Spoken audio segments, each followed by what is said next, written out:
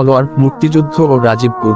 1971 সালের মুক্তিযুদ্ধে রাজীবপুর অঞ্চলে পাক হানাদার বাহিনী এবং মুক্তিযোদ্ধাদের মধ্যে বেশ কয়েকটি ছোট খণ্ডযুদ্ধ হয়েছিল।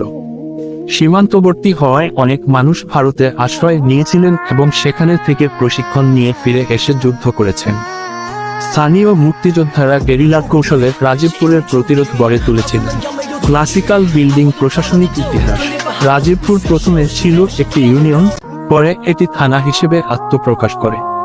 1983 সালে উপজেলা প্রশাসন চালুর সময় এটি পূর্ণাঙ্গ উপজেলা হিসেবে প্রতিষ্ঠা হয়।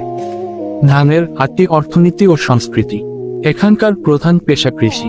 ধান, পাট, গম ও মশলা জাতীয় ফসল উৎপাদিত হয়।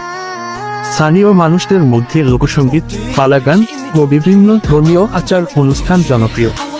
ব্রহ্মপুত্র নদকে কেন্দ্র করে এখানকার জীবনযাত্রা, সংস্কৃতি ও অর্থনীতি গড়ে উঠেছে।